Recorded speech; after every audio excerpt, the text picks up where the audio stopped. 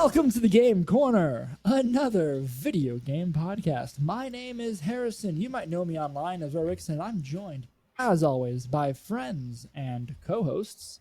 Rowan, you might know me as Mocha online, and I am joined by... This is Sheldon. Might know me as Captain Yanova.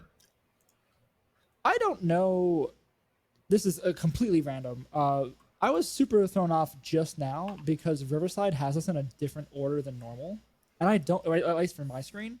And I don't know why. That threw me off super a lot. That was good English. How are y'all doing? I'm alive. I haven't died yet. Yeah, but from some of the something. The DMs we've had, it seems like you might be close. Yeah. We'll get there. We're not. Okay. Well, hopefully not. Sheldon? I'm here. Got some AC, not downstairs, but Oh, that's right. Yeah, you have an AC issues. yeah. Oh, on God, the hottest days of the year. Yeah, I'm so sorry, sucks. man. If I didn't have air conditioning in this heat right now, Yep. Yeah, no, I wholeheartedly agree. It's Spent the weekend in a hotel. Oh, did you really? Yeah. I would too. Yeah. Yeah, Had to. That's fair. Well, I was going to say my in-laws, but then their AC went out too. When it rains, it pours. Yes. Which, while we're on this topic, I'm also here. We're having a great week apparently, and so is Pokemon. But I found out that I have to replace my roof pretty soon, and it was a roof that supposedly is like 5 years old, but it's leaking. Like we have some. Well, the good news is it rarely rains in Florida, so you should be fine. Yeah, it rarely rains. It's only every day between 3 and 6 right now. Every day. Storm. It's absurd. So we're going to see how that plays out. But I feel like for you listeners who are listening or watching on YouTube or Spotify, whatever, that we are setting the tone for this episode with our personal lives and our small talk. I don't want to be entirely negative, but full disclosure, that's what's about to happen. Okay, yeah. What's the foreshadowing for all of this? There you go. Yeah. There is some negative that if you're in the VGC community, you know about it already at this point. Like this episode comes out Thursday, 4 days after Worlds, and there was so much that happened. But on the flip side, Worlds happened, and it was pretty cool too, right? Like there was a lot of cool stuff there as well. This is the Worlds episode. We will be like, I do want to preface that even though there is a lot of negative to go over, and it might take the majority of the episode, to be honest, there were good things. The games were very high quality. There's a lot to learn from. We've been talking about how like it's hard to take Reg D seriously until we get our first real event in it, and we've had it, and the stuff from it is really good. And I am massacring ladder with some teams I'm stealing now at this point. Like nice. It's been a good time. Nice. So definitely love to talk about like what actually happened there, but same time, it's overshadowed a little bit. Exactly. Yeah. So okay, we spoke a little bit about this before we hit record. What do you want to talk about first? Okay. I would love. Do you think we should go over some of the teams, like some of the good, like some of the genuinely let's talk cool about who. gameplay that happened? Let's talk about who won first. Like let's. Okay, we'll go in that direction then. There was a winner. There was a winner. There was a whole competition, and the winner was Japan. In general, they completely swept everything. They swept everything. VGC. Right? They swept VGC. Yeah. At least. I don't know about the other games, but yeah, all 3 age divisions were won by a Japanese player. All very well deserved. All really cool teams to watch. Honestly, in some of the lower age divisions, it was kind of dominant. Even in Masters it was, but I feel like there's more nuance to talk about on the Masters side. Yeah. Whereas the junior and senior, it was more junior and seniors, but got smacked. They played well in the juniors and seniors too. Like some of the reads and stuff they made, it was great to watch. There's a whole thing in fighting games where it's like where you watch a clip of someone trying to like do a fancy string of moves to hit you, like to try to hit their opponent, and they do hit them, like they get through their guard. And the whole idea is I got hit watching that. Like you watch someone doing these moves and you're like, yeah, I wouldn't have guarded the right way. I would have gotten hit by that too, just instinctually. And there were some of the junior and senior ones. It's like, well, yeah, I would have lost to that. Like, yep. Yeah. And it's like scary to think like, oh, they're going to be masters at some point. Like, right. That is terrifying to see how well some of these young the risk management part of their brain hasn't even fully developed yet, and they're already that good. Like, yep, it's terrifying. Maybe that'll make them worse when that actually does finish. Yeah, it's possible, right? So Worlds happened this past weekend, August 11th to the 13th. There were 359 qualified players, but only 336 actually showed up.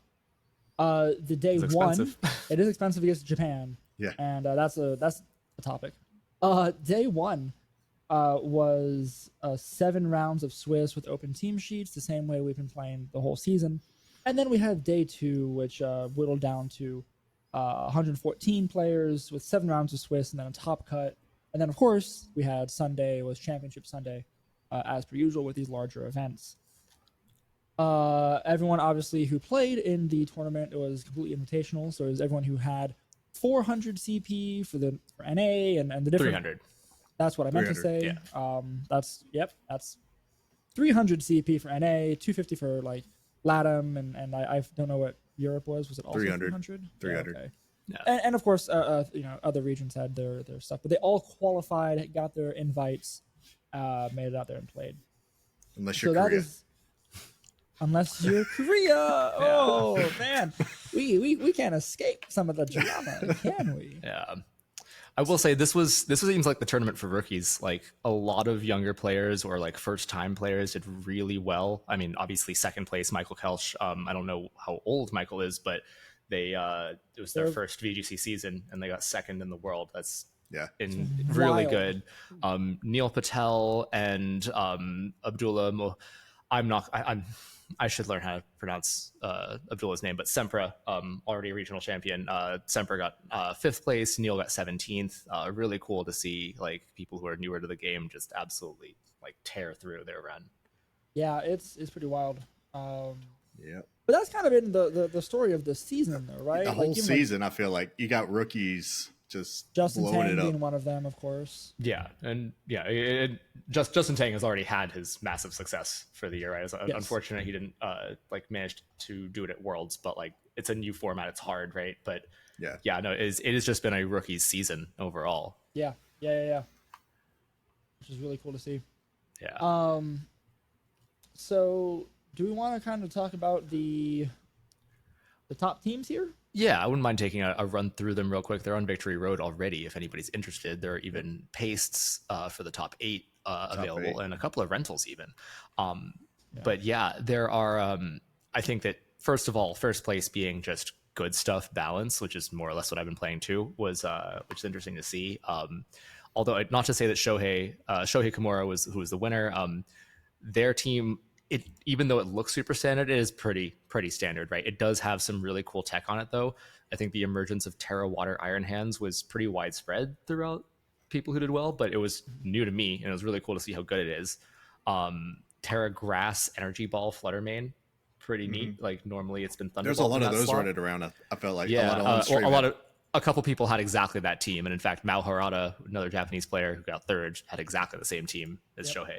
So yeah, that's there. And then Goggles Landorus. The taunt on Urshifu over close combat was also really, really neat tech and came in handy for sure for them, if nothing else, put mind games on them. Wolfie did a tour of only Japanese players after Worlds was over, and the taunt on Urshifu on the games I watched there really came out. Did you watch that? I saw it. I watched a bit of it. It was like a 5-hour video. Yeah. You realize you get through all of it, but yeah, very cool games to see. And then of course Michael Kelch in second with the Dragonite Chen Pao, and Farigorov almost won Worlds. Yeah, kind of wild, super wild. Luckily for Brian Yome, Farigorov didn't have to eat a shoe. Yeah, Worlds. Yes, that was really funny to see. Again, there was some good stuff that came out of Worlds, and of course the community is great. Did you all have any teams that you liked? So I'm pretty interested here, glancing over the top 16-ish. I don't know if I'm shocked or not to only see 3 Ursaluna Creselias. Yeah, it's one of those things that absolutely stomps lower level, and I think has to be played very well to do well at higher level. That's a hard trick room problem. Like, in True. big tournaments. Like it just hardly shows up. Yeah, you have to be very good to mind game good players to make hard trick room work. And granted, the ones that did well, and this is what I've been saying about Ursaluna Cresselia, is that it isn't really as good on a hard trick room comp. It should be part of a balanced team or even a slow part of a fast team, right? Yeah. Like Fede was the best Ursaluna player there, and you can see the like yes, you have Cress, Iron Hands, and Ursaluna, but then you also have Urshifu, Fluttermane, and Dragonite. Right, so you have like a fast mode and a slow mode, which is really cool to see. Fast mode, slow mode, priority mode, like it's all pretty good. I've actually been playing a little bit with Fede's team too, and it's not quite my speed, surprisingly, despite having so many things I enjoy in it. But it has been pretty fun. Like that does clearly actually powerful. Shock me. Yeah, I've been much more on the Shohei wavelength than the Fede one. Turns out I'm not a bear player. Yeah, that's fair. It depends on what bear we're talking about, because bear was a dominant force in this tournament. Absolutely. Yes. There are very few teams here that did not have a bear. Specifically Urshifu. Yeah, while Fluttermane there's one is the highest 16. usage overall, I think there are actually more Urshifus than there are Fluttermanes. At least in top 8. Yes, in top 8 there is. In top 16, there might be. Hard to I can't. It's too close. Yeah, effectively, if you are not running Fluttermane and or Urshifu, you are probably throwing Urshi. Yeah, I mean, so obviously these two Pokemon have dominated all the stats. Oh, why? No. Okay, bye. I mean, my camera is. You need a camera. You can just replace yourself with like a funny Pelipper or something. That's a good idea. Maybe I'll do that in post. Dang it, I have to do that in post. What the heck? Why does this hate me so much? Just time out? Like, it didn't even give me a warning or anything. I don't think any of us are surprised Urshifu is a big force in this format. Absolutely. Like, it was clearly designed with Dynamax in mind, and Dynamax is gone. Dynamax is gone. Yeah, so that's exactly it, right? Like, these Pokemon have, both these, Fluttermane and Urshifu, have dominated so many of the stats, so many of these tournaments, so much of the ladder. If, like you said a moment ago, if you don't play one of them, you are probably throwing. And if not both. There are so many ways to play both of these. I guess all three, if you count the two sets for Urshifu. But two styles, whatever. Yeah, it's There's usually so rapid. many ways. Rapid's the most prevalent, but there were some single strikes. There's some single strikes. I think the other thing to keep in mind also, and it's kind of harder to tell because it's two Mons, but Iron Hands or Rillaboom when you have an Urshifu is so good. It's really just fake out plus you need the fake out. Yeah, yes. So you have this thing where normally you have to be quite clever with how you employ fake out, because if your opponent just double protects, then they have wasted the turn, and unless you were doing some kind of setup with your fake out, it's a pointless move, and you've wasted a move slot. Urshifu does not care, and it usually does. You can usually do something with that. It can at least buy you some time, but it doesn't usually get you anything unless your opponent doesn't have protect, right? Yep. Urshifu doesn't care about protect, so fake out plus Urshifu is so powerful, and we were just seeing how good Iron Hands and Rillaboom were in this format the entire time. And like Rillaboom with no Grassy Glide, it doesn't matter. It's still such a good mon. It's still putting out so much damage. I do like that in all these discussions we have when we talk about top performing Pokemon in these last few tournaments and regulations. I mean, Iron Hands has been so consistently there as well.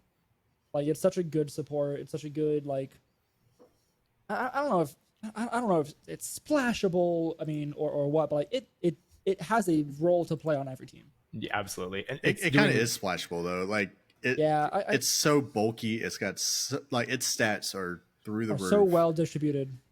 It was checked to some degree by Arcanine in Reg C and Reg B, but now Arcanine is mostly gone. Yeah. Like you're seeing more Arcanine Hisui than you are regular Arcanine, and either of them don't even really run Will-O-Wisp anymore. You're not that scared of being burned anymore. Like, I've been burned by more Volcarona flame bodies than I have by Will-O-Wisp in practice so far. Like, fair enough. Yep. Yeah, it's. And I feel like even though we have Landorus, which was on the winning team, you don't have many ground types to worry about anymore. Like, I felt like you had a lot more either Great Tusk or Garchomps in previous series that you had to worry about too. Like, right now, like, Iron Hands can just come in. You don't have to worry about using your Terra on it because you don't have the threats. Yeah, Landorus is obviously very strong. It has base 145 special attack, but at the end of the day, you're using Earthquake or Stomping Tantrum, both of which have an effective BP of 75. That's not the same as 120 on Headlong Whatever Rush. it is, yeah. It is like base power of a move is still very important. It's not just base stats of the mon. So like, yes, Landorus does big ground damage, but the fact that you can Terra over to water or grass or whatever as and both of those usually have a way to boost themselves. Like you don't normally see a sword stance, Landorus right now. No. Yeah, it does get it though, right? It should. It did. Yeah, it used to.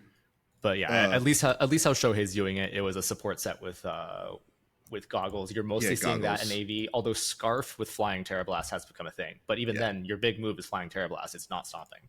Yep. It's just an option. Right. Yeah. Do y'all have any other team shout outs before we hop into just like the event? I would like to shout out Emilio Forbes. Yeah, well, that'll be part of this. Well, I mean, obviously, yes, because of some stuff that happened. Yeah, but the Bramblegast. The Bramblegast was very cool. Yeah, it's fun to see that. So in seniors, you had a Sylveon win. Yeah. Which is pretty cool. It was a choice specs, no pace for him. Do we have seniors on Victory Road? Yeah, it's at the bottom. At the bottom? Yeah. There's a choice. Sylveon with a Gastrodon, so we can get another Gastrodon distribution. Upsetting. I will say, yeah, it was very cool. Like in Masters, the Japanese player who won was the one using the Ultra Standard team, and the German player in second place was the much spicier squad that lost. Yeah. But in seniors, the spicier squad definitely won. Yeah, that Sylveon's cool to see. Oh wow! Oh, no, and in juniors, they were both boring. Oh, bye. That's okay. Juniors is boring until you go down the list, and there's in 7th place, Kanata S. There's a Ditto. Yeah, there's a Fluttermane, a Screamtail, Glamora, Ditto, Tatsugiri, and Dundozo. Well, I'd say there's a reason that they didn't win, but they came in 7th. They won $3 grand. Though. They got $3 grand with that team. Like that's true. That's also wildly impressive. Okay. Get my camera.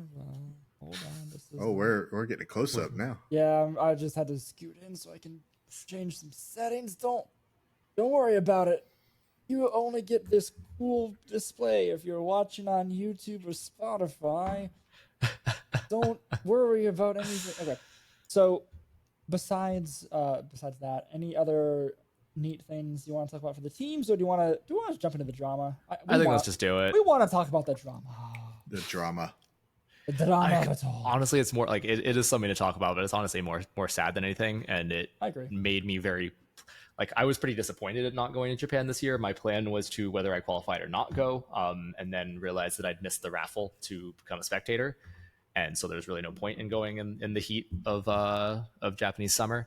And honestly, after seeing everything that happened just over Twitter discourse, pretty much, I'm pretty glad that I didn't go as a spectator or otherwise. It's pretty rough. So this is all with the context of the season not really being that well run to begin with. There's a lot of things that range from smaller complaints to the switch from 10-day rounds to day 2 Swiss, which didn't happen until later in the season. There was the fact that NA they did that pretty fast, and I think it should have been done from the beginning. It should have been, but to their credit, they did a good change early enough that it made sense. I think that was surprising that they went with the change. That they changed it all was impressive. In that sense, I think. So, that is why I think it's a smaller thing. It kind of ranges from that to getting a little larger. The fact that NA only had 8 day 2 slots, whereas EU had 16, despite there being a lot more players in NA by a massive margin, to the point that people who missed the day 2 cutoff in NA would have been. There are multiple people who missed day 2 in NA who would have been first place in EU. By a wide margin. It is. It's people hitting over 1,000 CP or close to it don't make day 2. That's unreal. That is just not cool. The differential in points between regionals and internats were just nuts. Like people, they're effectively the same level of tournament. NAIC had less people than Orlando, but Yep. Orlando gives 200 points and NAIC gives 500. Like that's definitely interesting. It's just a really arbitrary distinction, and it really just skews who qualifies and who doesn't there. It's just where did you happen to do good? They're the same tournament. Yeah. And then on the way more drastic side, you have what happened in Korea, where their entire online qualifier was a joke. It was 10 best of one closed sheet matches where you could intentionally disconnect and just replay them if you wanted, but otherwise you weren't allowed to take a break if you didn't exploit it. So here's a weird thing, right? What I don't understand, and to the Japanese players who did really well in Worlds, their credit, and Korean players too, like they play a different format throughout the season. I don't understand why all of us are not playing the same format all the time. Incompetence is literally it. Like, yeah.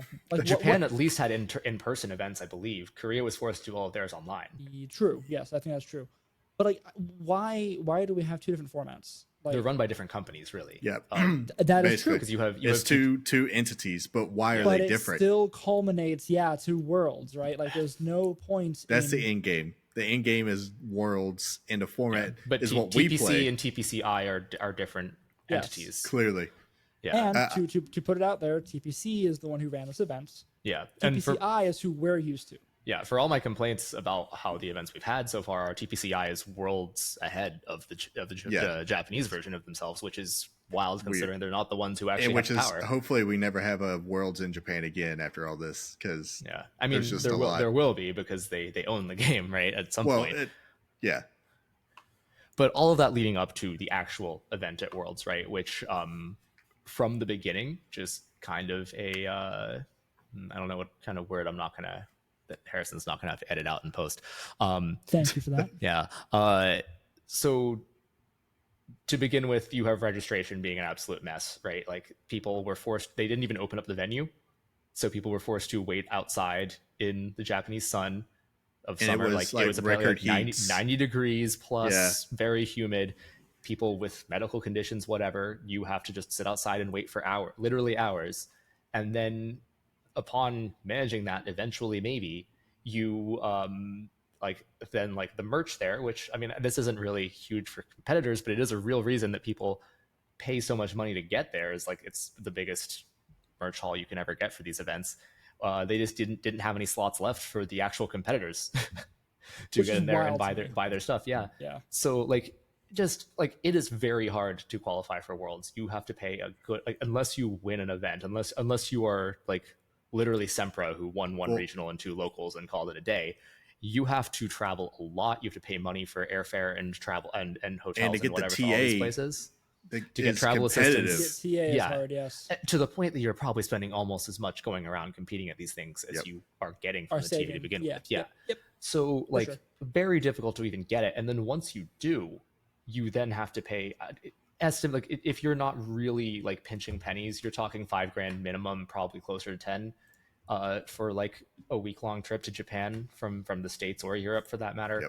And like, so people really invested a lot of themselves to be at this thing, and like that's how it starts, right? Then you have, when the event is actually being run, stream delays were so bad, like TPC versus an HDMI cable, who will win?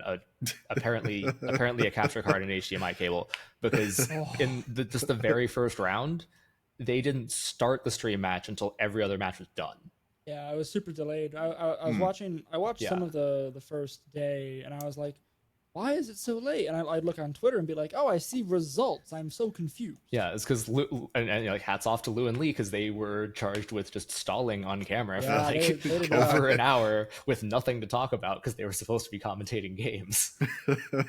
They did great for what they did. Yes. Yeah. What they were given. True professionals. And then like the real, probably the heart of it, maybe not, I would say probably the biggest issue was the hack check stuff that happened. So good grief. Okay, I don't want to start the Jenning debate here. I think we're all on the same side of this, but even if you're not on the same side as us, right? Like we are all pretty like, it's fine, there's no difference. But even if you are the kind of person who says, I think you should have to make them legitimately, fine. but this is the only format we've had in years and years, at least back to Sun and Moon, if not earlier, where there were legal and very meta relevant mons, hello Urshifu, who could not be acquired in the current generation of games. You had to buy Sword and Shield, then buy the DLC, then beat Sword and Shield, then beat the DLC, then choose the correct form of Urshifu. Yeah, to get one. To get one of them. Yep. And there are 2 versions. So you basically need to buy it twice. So that's if you were testing with Water and Dark Urshifu, then you're talking $240 extra for this one mon. Is that correct? Or no, 180. Or just replay the game, like really transfer it, replay the game, and then restart your progress, multiple profiles. Yes. So do you get the DLC twice on a second profile? Yeah, you do. Yeah, if it's on the Switch, you do. So yes, the issue is that the accessibility of this Pokemon, you get one per playthrough of the game. It is super meta relevant, and like, sure, you can argue like, hey, I can have a Pokemon, I can bottle cap all the IVs up to 31, and then I could mint and EV as much as I want, right? Like, you can reset those and change those as much as you want.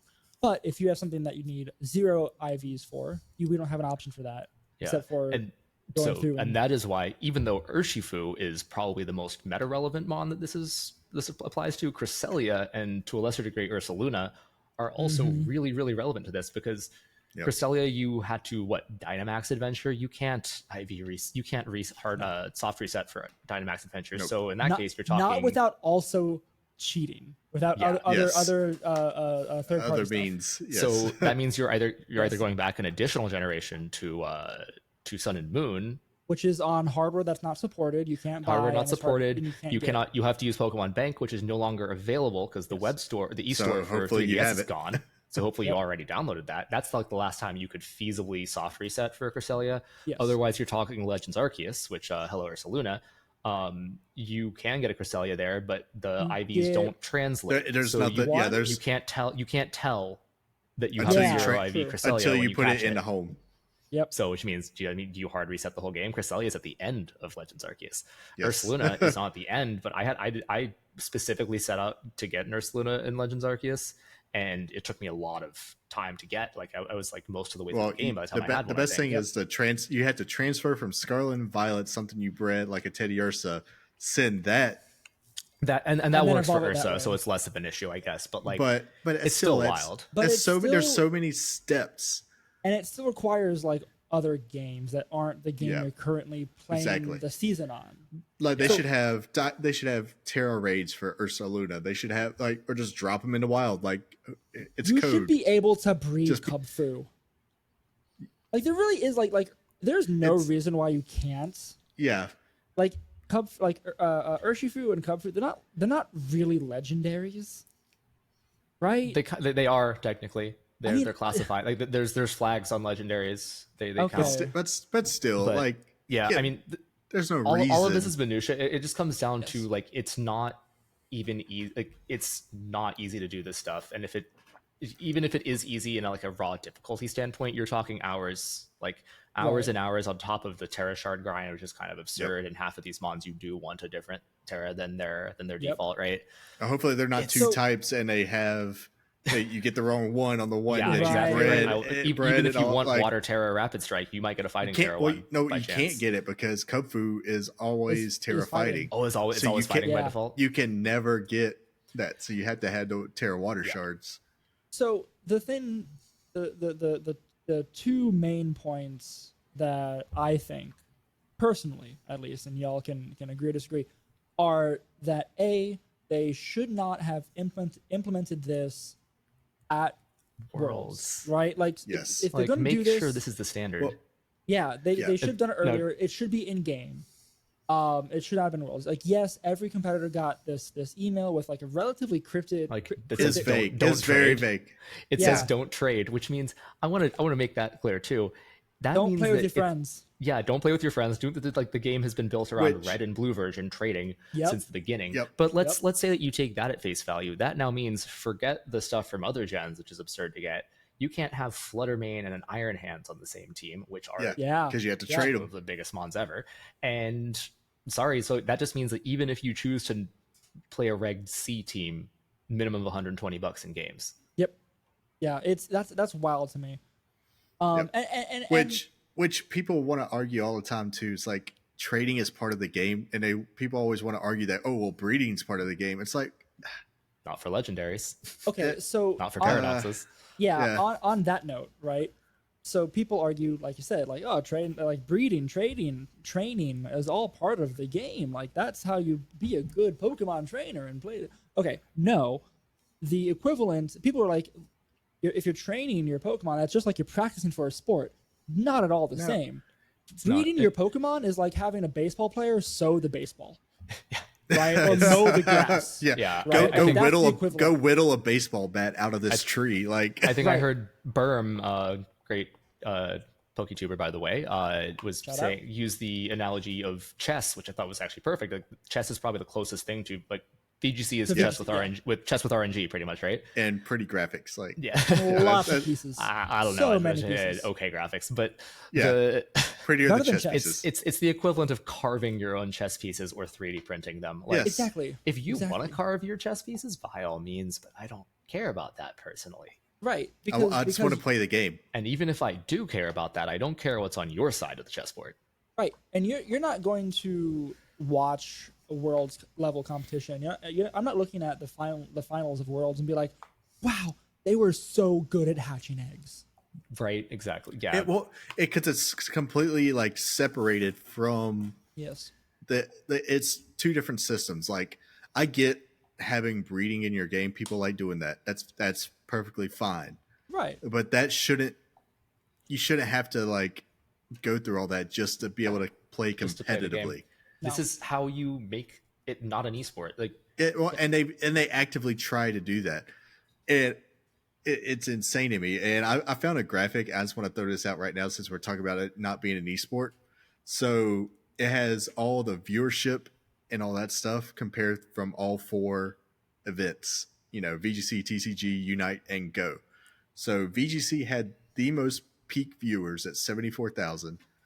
Had the second most average viewers to Unite, the second most hours watched to Unite, and like not even the longest runtime either. I'm sorry, those are really baby numbers too. Like, oh yeah, we were getting 75. Yes. We were getting 100K on StarCraft in 2010. Oh yeah, like, but this is the thing. So like VGC is clearly one of the most popular and watched parts of it.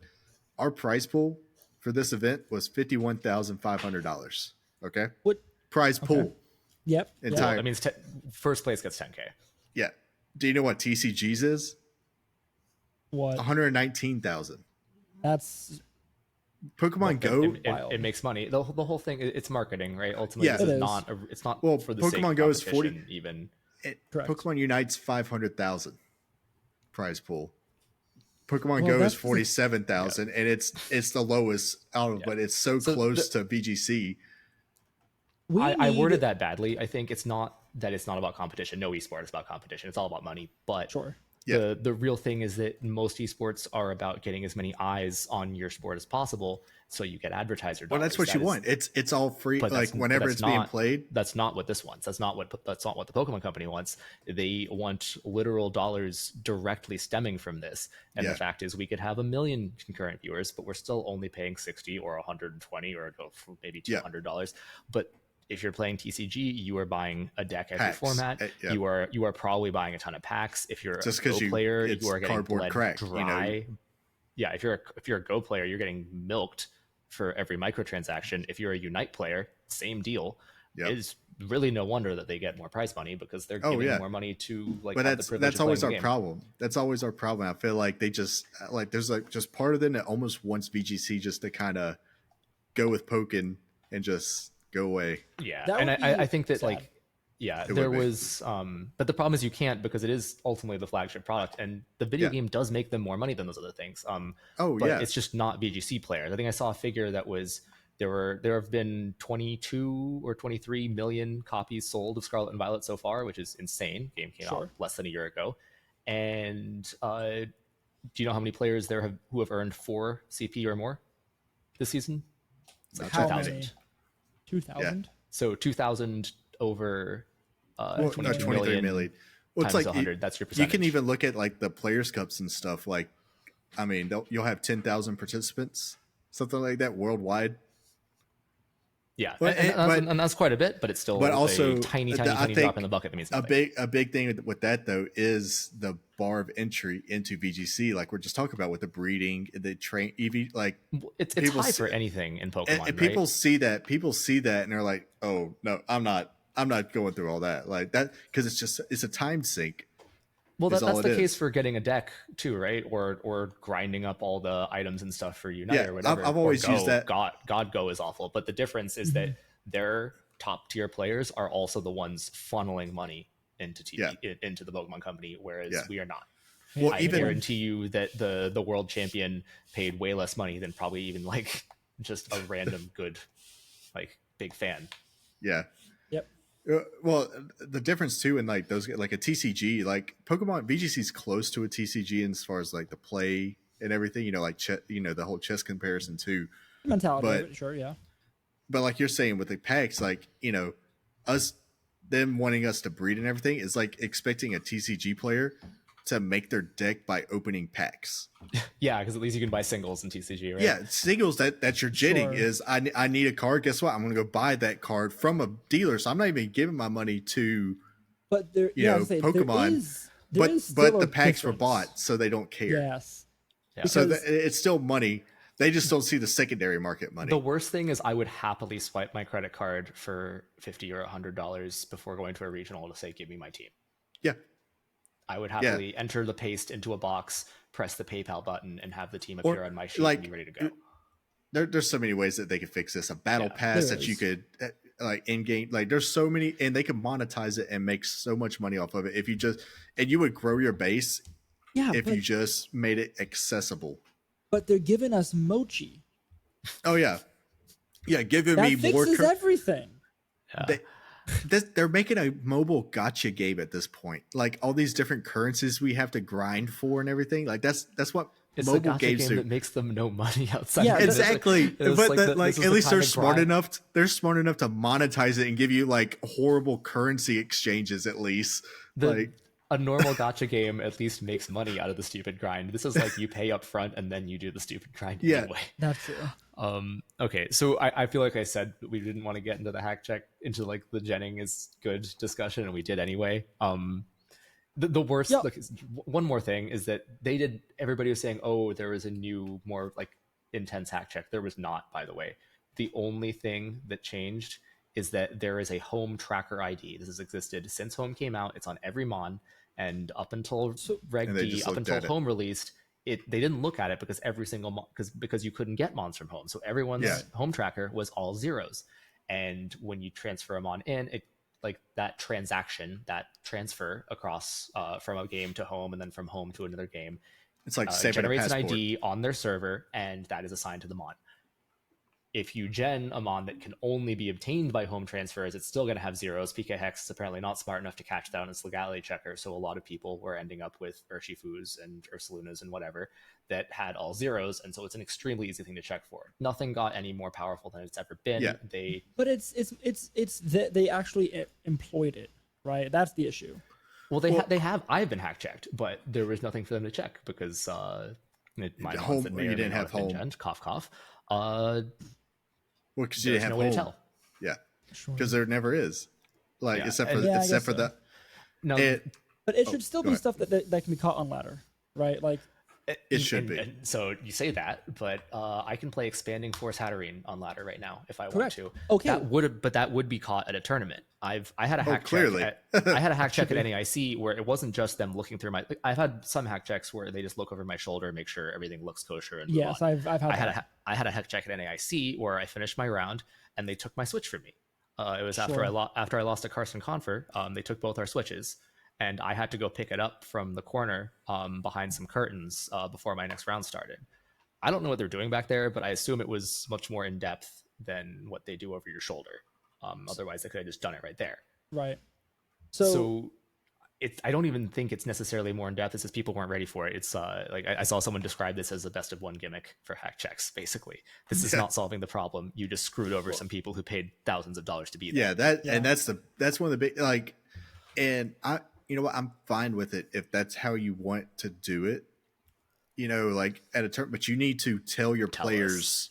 Make it this is why explicit. like it's like I don't know, like you play a professional sport and you're drug testing people, but all of a sudden you're drug testing them to see if you took an iron supplement. Right, yeah. That they, It's like, you oh, know, by what the I way, mean? we Like, don't allow protein powder. Like, big, yeah, like Whoops. rip. it's like you're not telling people what you're looking for, and it's just like a weird entrapment thing. Like Yeah. it's just got a weird vibe to it. I'm gonna make one more point though about the game actually catching some things and why like there's no excuse that the same stuff shouldn't be caught when you're on ladder or whatever. I was trying to at some point gen a Rillaboom, and I have my Switch. I genned a Rillaboom, and I was like, oh cool, I'm gonna put it in a different ball. I put it in a nest ball. And now it's illegal. Rillaboom right now the Rillaboom can only be in Pokeballs because you can only breed Rillaboom or Grookey you got from being a starter Pokemon. You can't catch them. Interesting. Yeah. Yeah. So- I assumed you could breed it with something in a different ball. And so No, because it's only the always- males. Okay. It's, yes, correct. So it wouldn't trade. It said there's something wrong with your trade partner's Pokemon, so the trade was canceled. And like two thoughts went through my head. One, oh cool, they checked it. And two, oh shoot, my Switch. My account is gonna get banned. It wasn't banned. It doesn't, because you could have gotten that from someone else locally, right? That's Which fine. is So, another part of it. That's another thing with the whole problem too. I think. yeah, But it checked it. And because that's there are. Anyway, so back to Worlds, right? Yes. Like there were multiple people who flat out said, "I didn't know my stuff was hacked. I traded someone that I thought I trusted. Maybe they traded Trade someone with they your thought they friends, trusted." like Yeah, but back to that's part of trade the thing. game. Yeah, Yeah, that's why. And There's no way for you to I've know. always said that about ginning in general. Like, how do you know this was like? Okay, yeah, you use it. Guess what? The Sysbots that everyone uses to gin, you're getting traded that Pokemon. You didn't. I didn't And you can alter my save specify file. and you can specify an OT on there too. Yeah, There's no, I didn't it's alter not gonna my say save Machamps.com. file. I didn't alter anything. I did not do anything to my Switch. I got traded the Pokemon. Like, Yeah. Yeah. it's something I could For do. free Wonder Trade. from a I Discord could. server. Like, Yeah. yeah. Forget even Wonder Trade, which is just going to send you Machamps.com mons. Which I've got. I looked at like my Violet playthrough, which is the one I just kind of take my time. I haven't even beat it yet. I've just been playing it, and I do Wonder Trades every once in a while, like after a gym or something. And I got like a shiny Regieleki with, I don't know, some new Machamps.com thing. Like, Yeah, and they sure. all have the .com as their name. It's great. Okay, let me sidebar us for a second, because on the Yes. topic of hack checks, there was one more thing that happened at Worlds, which I thought was actually completely insane. It's not just your team; it's your boxes. I was gonna mention this. I think that's probably the biggest bit of drama there, because it means that you can have a perfectly legal team, but they look at your boxes, they find something hacked in your boxes, which could be a Wonder Trade, could be a random Regieleki from Machamps.com that you got for funsies when you were doing your playthrough, and apparently the logic is you hacked this, even though you might not have hacked this, and therefore we are suspicious of everything. Sorry, disqualified. Well, I'm going to Pittsburgh in a month. I'm gonna clear out my boxes. I'm gonna transfer everything I have to home. And if that's the precedent they're setting, what's to say they won't check your home account too? Like, Yeah, you know, Well, maybe- it's on the Switch. There you don't have to enter is- a password. They could just switch over to home and check. There point. is a They don't even have to. Like- It's online. like fine print to all this. I think is because this was in Japan. So there is Japan has They a do stricter have strict laws. laws. they but have the a weird laws- law. The laws are on the onus falls on the consumer, not on the company. A game company is not legally required to enforce But they do anti-hacking. like but because they it want to is- make sure that their people are not breaking the and law. and they have this weird like their you know players. They they, want- they have like they want the purity of Pokemon. I think to That's stay it. or maybe something. maybe it's a cultural thing, but it's not Yeah. acceptable. Yeah, it is clearly It's a fairly perception certain thing, it's right? cool. Like if people get arrested by Japan in a Pokemon tournament, that looks bad for Pokemon, right? Like it But can, they it won't can be. just be that. No one's But- checking. The government isn't sending in No. cops to check your maybe games. maybe The that's only- what was there. Maybe it was official. it's taking an Japanese government. anti-pirating. It's like taking an anti-pirating like thing to like the major It's- extreme. It is. There's literally no excuse for what they did. I'm sorry. It's No, kind of absurd. I do agree. I do agree. Like I don't, I haven't been to Japan, but I know ever since it's almost like how Japan's culture has been since, you know, their Meiji revolution or whatever, Meiji restoration and all. It's one of the best quotes about how their culture is they're like everybody else, but more so. So, and it's almost like this whole situation here with like, oh yeah, we don't want you to do that, but yet we're going to be way more intense about not wanting you to do this. Yeah, I don't know. I mean, it's basically made it so like I would love to still visit Japan, but it is not going to be in any context related to VGC. It will be for the fun of seeing. I mean, I'm going next year. They've soured me on that in general in Pokemon. Could you imagine though going to this all that like because you know a big tournament like this, you're not having a vacation. You know, like you're stressed, you're trying to figure things out, you're planning. Some people like, on Twitter were saying that like they're sad they took a vacation before Worlds and weren't practicing, and had the vacation after, like, and they should have had the vacation after Worlds instead. Yeah, that makes sense. So anyway, there was that. It ruined the tournament for a lot of like really high profile players. I know Brady Smith was one of the big ones. I know someone actually got their 7-2 qualified for day 2, and they were told as they qualified that they did not, and the person they played that who just lost qualified. So that was a whole thing. That's just completely unacceptable. You then have during top 16, so they debuted their new spectator mode during top 16. I don't know if top 32 or top 16 were technically cut, but top 16 is when they started doing that. And apparently, San Diego, I was at San Diego, it was the first regional, and they tried to do spectator mode, and that was where they discovered that it was garbage, and whoever coded it was clearly rushed or not good at their job or something. That was the entire team. Yeah, so I mean, I would suspect it's crunch and not lack of skill, but regardless, it didn't work at San Diego, and that was when we switched over to just capture cards of the players.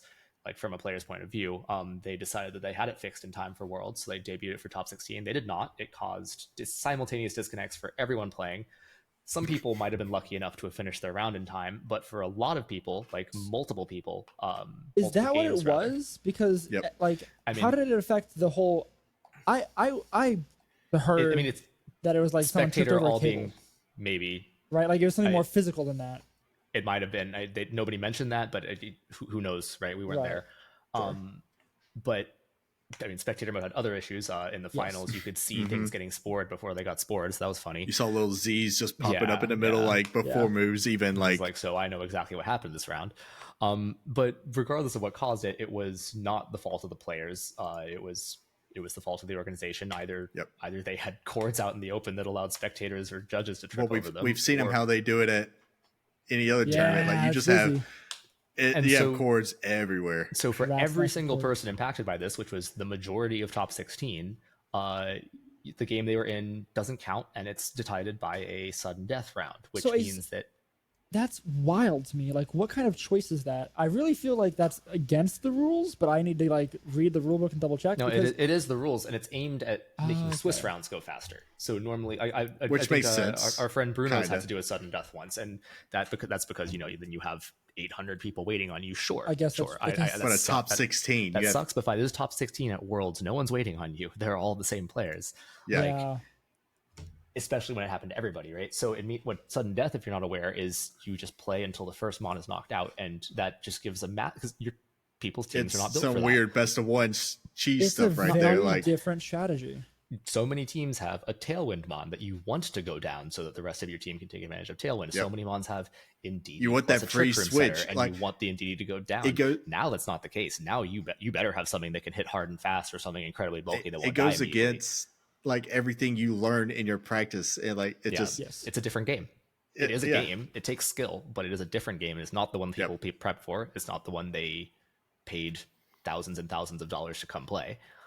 And suddenly their round is decided by that. And I think the most prominent one was Emilio Forbes, who top 16, they said they were in a 100% no lose situation. It got disconnected, and then they had to play sudden death and lost. And so like it sucks, because obviously Shohei is an amazing player. They deserve their title because they won, but you can't help but think that like some of these people's placements are now have an asterisk next to them because different people won because of just someone tripping What could or have not been? coding it properly. Yeah, Yep. exactly. should- And But it that changed goes, everything. and this goes all the way back to day one with the DQs and stuff. Yeah. You know, like Brady Smith was 2-0 when he got DQ'd. Someone Brady else was Smith could have 7-2 when they got DQ'd. yeah, like any of those people could have won the Or tournament. 5-2. You know what I mean? Yeah. You know, or beat anyone in top 16, and then the whole tournament's different. Like it's a single hard limb at that point.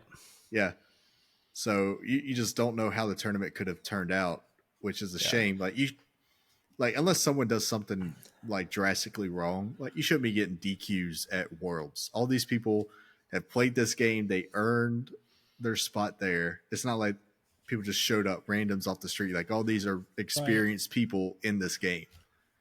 Yeah, I on a similar note to this, I tweeted about this and I got a response. There was one thread in particular I'm trying to find. The person's name was Kelly. They are a mother to one of the junior players. I think Kira. I've definitely heard Kira's name before, and they were saying that in her chance, like her winning in for Top Cut, she was given the wrong team sheet. She was given a team sheet of a different player, I guess. I doubt they. If it was a mistake, it would definitely be constant team sheet error. But basically, she didn't realize until most of the way through the game or the end of the game, and they just said, "Too bad, you're like that result counts." So there's not many children whose parents are going to pay to take them to Japan to play a video game, right? Right. And even that gets wasted. That's kind of wild. I don't know. Like you're ultimately we are dropping the bucket, so it makes sense, but it kind of sucks. So like you better really enjoy just the game itself, because like the like ritual of it just being competition isn't worth it, in my opinion, at this point. Yeah. No, and there's there is something to be said about like the game is fun to play, it's fun to see people it's fun to be part of the community, all that fun stuff. But then like to have the added, chore of navigating some of this stuff that's come up in the competitive like aspect of it really sucks and does sour it a little bit. Yeah. But I don't know. There are many aspects to playing this game and going to these events. End of the day, just like make sure you're truly enjoying what you're doing and you're not just doing it for like some kind of ego or validation from it, I guess, because you're not going to get much out of VGC. You can get much better out of a lot of other things that you can probably do if you're smart enough to win at the top level of this game, right? That's very true. Just go play chess. So I guess the final thing, and this gets a little political, so maybe we like only touch on it, but the decision for next year's Worlds will be at Hawaii. And this is really horrible timing because of the wildfires there that happened recently, and they happened it's pretty much confirmed that they are a direct result of too much tourism, and like the water is all going to like overpriced resorts that rich Americans are coming to frequent, and like the natives who actually need it to put out the fires or whatever. I don't even know the specifics of this, but like it is a direct result of tourism, and we are now pouring gas on that literal fire. They gave him some money.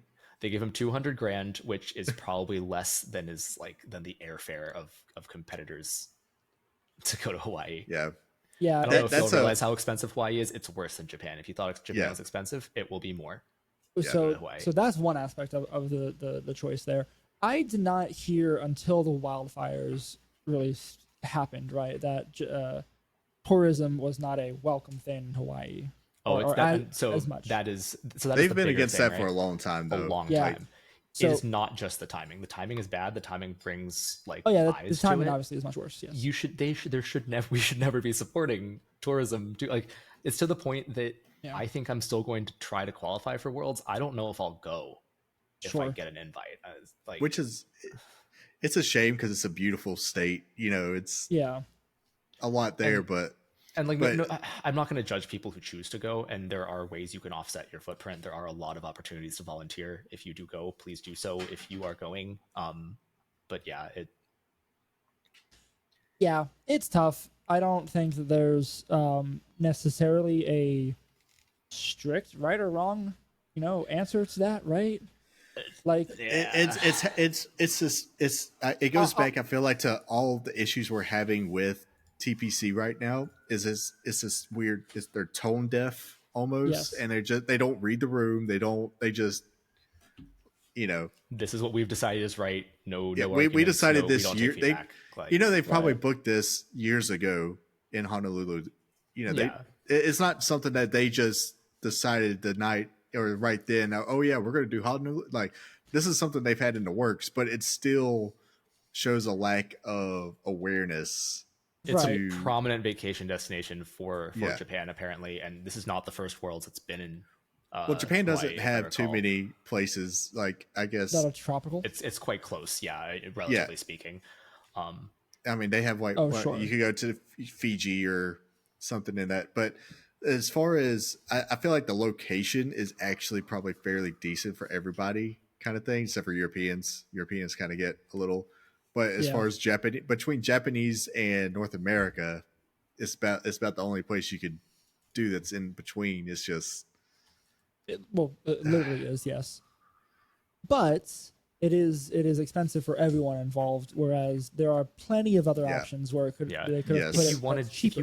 they could you have could have put it in And California. California is not cheap, and it's still No. orders of magnitude cheaper. But places than are also Hawaii. more prepped for tourism. Yeah, right? also. yes. Like that's another big thing too. So, And I don't know, anyone it's- who's telling it's- you that they need the money, that the tourism money somehow helps, no, it does That's- not help no. the natives. It helps It the helps the very top. it helps the It very helps rich the- white people running yes. the resorts It's capitalism. in Hawaii. Like, Well, I don't know if you've ever been to like the Caribbean because it's the same way. Anywhere where tourism is your main source of like income, it hurts the local community more than anything because, like you just said, Yeah. the money goes to the people that own the resorts. yeah, And if you're it's not in particularly- tourism, yeah, right? Like Yeah. and you're not benefiting from a like, job. I've heard the arguments here. It's like, oh, it gives them a jobs. Like, yeah, but there's a the difference. natives don't own the resorts. They're Exactly. Right. The manning money front is desk the money's and- not coming back into the island. Yeah. The money's Like, leaving the island. There are places in the world where that argument holds true. Like especially like city tourist destinations. Like you are probably helping people like locals in like New Orleans or something if you go there. But like, but if you're going to a resort that is especially like all inclusive kind of things, No. like especially Hawaii, places like Bahamas and all that, like a lot of tourists won't ever leave the resort. They are there. They eat at the 5-star restaurants that are like in or by the resort. because everything you need is right there. Yeah, like, and you don't have never a reason to You leave. never talk to a local. So Yeah. we don't have to dive too far into it. We are a Pokemon podcast, not a politics podcast. But like, it's a Yeah. bad look. And And if you do plan on going to the next world, it's good to be aware. Yeah. I think it comes down to of also the situation. for stuff like this, and it's such a cop out answer. So I am going to take that as a stance. Do your research, right? Like figure out what it is that's going on wherever you want to go. And obviously, like it's hard for even the whole player base to make a change, right? Like I've heard people talking about like let's make strikes and all this stuff, and it's like yes, that is an action that can be taken. I probably don't won't know work, to be how much. frank. Yeah, I don't think it's gonna work, right? As much as they want it to. If like I said earlier, like the 10,000 players that show for the PC is the people going on strike compared to 23 million. Like, it'll okay. just be Right, the they're not excuse gonna they need care. to stop doing Yeah. anything at all, right? Yeah, it'll kill the game before And they make a change. oh, easily. Yeah. Like it's like you can't. And also the last people that tried to do that, they all got banned for life in Korea. So Right. Right, Yeah, we saw how that exactly. wins. Never really care. Granted, TPK is not TPCK is not TPCI, yeah, but but TPC seems to be acting in the same manner as TPCK. very true. So Anyway, we had more DLC That was news. Worlds. That was Yeah, Worlds. that was Worlds. did we get more DLC news? We did. Oh, the Rainbow Terror. You didn't watch the trailer at the end There of was the like Worlds? a 7-minute trailer or something like Very that. nice there was- trailer. 7 minute. Okay. Yeah, it was pretty long. So the cool things that got out of that are more details on Rising Bolt and Iron Crown. Is it Rising Right. Bolt the Yeah. name? Raging. Yeah. Raging Raging. Bolt. Raging Bolt and Iron Crown. We got their typing, which we kind of Right. guessed already. Yeah. There are new moves. So we have Thunderclap, which is priority, electric move, special attack. I Electric love Sucker the name. Punch. Electric Sucker Punch. Pretty yeah. dope. It's a cool Potentially name. I feel special. like. Yeah. I think I saw that it is special. I wanna say it is. It says a special move, but not. I think the context. We don't know if it's like big S special or just it's. Yeah, I it's think the special. context Oh. is it could be special to it. I don't. Yeah. We don't know the actual. I it's guess the same that's thing. Same yeah, way that's with an overloaded the term. Cabalion one. We don't know if it's Special. special or physical. But that one's cool too because it's what's it called? Iron Crown It's- is Double hit, but steel and smart targeting. it has smart targeting too. Yes, which is super cool. Oh. So it can avoid, protects. If it's Wait, does it happens. go? Oh, so it's like, is it like Dragon Darts where it's going to hit both targets, or does it hit? No, it's wish- a two hits on the Because they same one. only they only show singles, so Did you want to show singles? Yeah, that's true. I did. I think it's just a double hit. It's like baby Okay. double Iron Bash. Like okay. I thought yeah, I they saw showed it killing a Mimikyu. A Mimikyu, in one turn. Which is super cool. Did I make up smart targeting? Am I sounding dumb? I thought for sure. That'd be wild. Anyway, I'll look that up real quick. We also had the Rainbow Terra type, the 19th Terra type, whatever, which is just a cool animation. No details on what it does, but apparently every Pokemon can get it. Yeah, because which they is show super exciting. Baxcalibur with it. Baxcalibur I have seen this, or maybe just clips of it. But yeah, who knows what it does? I'm hoping it's like I'm lost. I have no idea. Is it going to be like the Arceus move in PLA where it's like a judgment type of thing, where it's super effective, no matter what, it's always going to be super effective. I hope not. That sounds insane. My personal hope is that it's like Behemoth Blade and that it's like the anti-gimmick of the generation. Like maybe it's super effective against Terramons and then neutral everything else. That'd be cool. That'd be really cool. So Either way, it's all speculation at this point. I think one of the best speculations is like it does like an extra % of damage, but then you're also weak to everything. Like you're Possible, on top of double damage extremes. or something. We're all guessing. Yeah. So it's who knows at this point. What else did we get?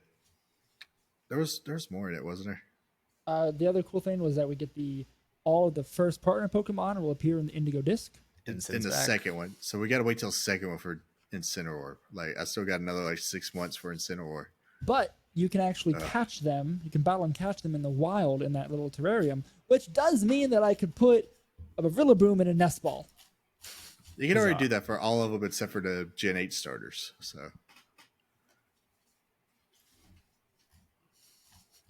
yeah. Huh. Or at least most of them. I don't think so. You can't catch them. pre Gen 8, you could get them in like Pal Park or something like that. Yeah. Oh, maybe not that's Pal it. Park. I don't know. One of those. You one of those could things. get the But all you those could nuts- get the Gen 7 ones. They had like the weird It was just like I can't remember the weird catching thing, but you could catch them. You could catch them. You got one per. It was Friend Safari. You got one per 3DS friend you had, and then you could go into this square of grass and get them. Because all I know is I got Incineroar in Luxury Balls, so that's all I know. Oh, Nice. sure. There might have been raids for them too at one point. That would make some Maybe sense. maybe in Sword and Shield, yeah. Yeah. They were good about that in Sword and Shield about giving us everything. Yeah, that you needed for teams. I think things have actually gotten worse since last gen in terms of accessibility. That's true. That is one thing that drives me crazy about this. Like we literally took so many steps backwards from Sword and Shield, but it's because they were so I tried. They were so focused on this open world aspect. Like, and I'm going to keep saying it, we're playing a beta. Like we are beta testing this game for them, and it shows like everything, like like the spectator mode. It shows that this stuff is there are still so many in beta. aspects that of those things that should work better than they do. If this was any other developer other than Game Freak making a Pokemon game, like it would have it like you'd be getting shown on, is this game a scam or something? Like, you know, like it would be it'd be an early release on Steam for 2 years. Like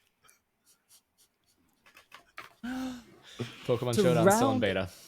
It is. Yeah. It has been in beta for a long time. to round out the rest of the news, we have 2 new moves that are coming in with the DLC. We have Upper Hand, which is a fake out for fake out.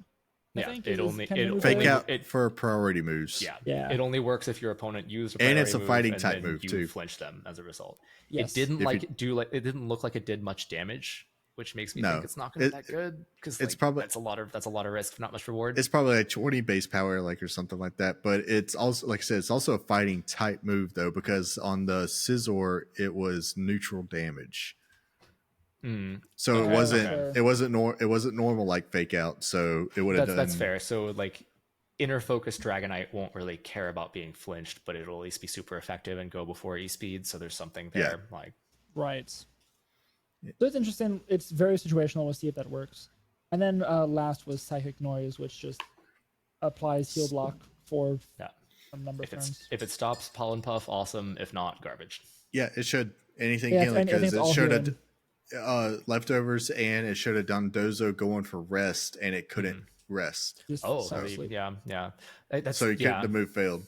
So it actually prevents it from sleeping too. It makes the move that causes healing fails. Yeah, I see. Yep. I see. Cool.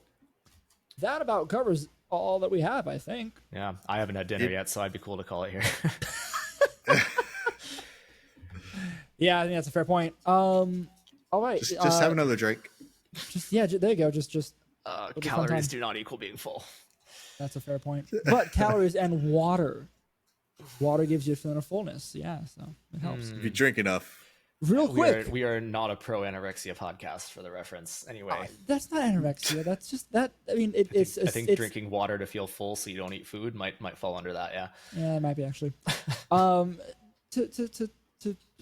To help with hunger pangs. Anyway, what was I gonna say? One more game. Another video game. That's the.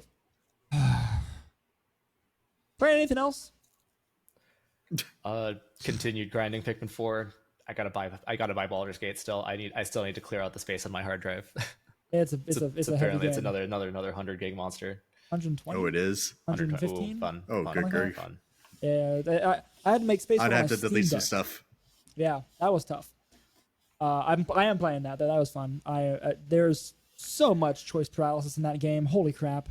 I think the best Twitter post I've seen so far is that I want to be a strength necromancer who specs entirely in strength, so I can carry around corpses to animate and then make a lot of jokes about deadlifting. I do. I do want to. I'm doing like a serious playthrough. I'm playing like I would actually be playing this game. I have so many plans for like silly playthroughs of this game too. We should definitely do those kind of games are great for though. Oh yeah. I love just doing weird builds and stuff on any RPG like that. Yeah, I'm having more fun with it than I did with like Divinity Original Sin 2 right now. So. Although I'm very stuck, but that's a different story.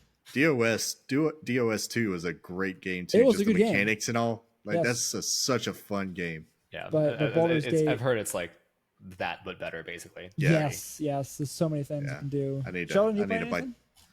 I have lately been playing the Pokemon TCG old Game Boy one since you got dropped that? on. Yeah. Oh man, it is so good. Like I'm reliving my. You want to talk about a grind of a game? Sure. That game is a grind, dude, because it's almost like it fits that analogy of buying packs to build your deck, because that's what you're doing basically. You have to beat somebody to get packs to get cards, and it's random. Oh boy. So but like that's a good kind of grind though, right? Because it's like you at least get something every time you do it. You get something new every time you do something, so you're playing against dumb computers. It doesn't matter. The grind is like just fun. It's real. The reward's still better. Like it was a little kind of tough at first, but then I was like, oh wait, there's ways to cheese this system because it's not the actual TCG rules, so you can really cheese it. But I'm just having childhood flashbacks of playing the Game Boy there. Nice, glorious. All right, let's cut it there. Let's call that an episode. This is episode like 56, I think. Sounds about right. I'd say so too. Yeah. I want to go ahead and say thank you to RobKTA and Game Chops for the use of our theme song Goldenrod Game Corner off the Ultraball album. I have been Harris. You can find me at row_ixon on so many different platforms, all of them. I'll be posting pictures on Instagram of things I take pictures of, and eventually I will be putting out videos. I've just been so busy with random things, work and life included. Rowan, who are you? I'm Rowan. You can find me on Twitter, Rowan W. Hall. You can find me on YouTube at Rowan Hall. I have been managing to put out videos weekly somehow. Recently, it's been Cleavor and Sneasler team videos. That's pretty cool. Apparently, people hated the Cleavor, loved the Sneasler. I don't know, but yeah, I'm going to try to keep putting out stuff about just cool Regulation D things that were new to Regulation D. I might take a week to go over a top 8 finish I had in a pretty big tour last week. Yeah, so yeah, come check me out. And Sheldon, who are you? I am Sheldon, and you can find me on Twitter, Captain underscore, or it's not Twitter, it's X. Captain underscore Unova. It's Twitter. It's still Twitter.com. No, you repost things. You don't retweet them anymore, okay? Yeah, Twitter, Captain underscore Unova. Everywhere else, Captain Unova. Yeah, I've been learning game development, so I haven't done anything else. It just means that the next game we talk about will be yours. There we go. One day. I want to have me a platformer here eventually. I can't wait to play that. Yeah, it's gonna be something terrible. Probably. I will record it and put it on the channel. Sweet. Together, we have been the Game Corner. You can find us at Game Corner VGC on pretty much all the things, or the Game Corner, whatever. All of the links down below. Join us in Discord. We need to run a tournament or something fun, but that is stuff that is in the pipeline and coming eventually. But either way, all of our stuff is down below. Come check us out. We appreciate you hanging out with us. We love talking to you guys offline as well. But most importantly, until next time, press start and game on.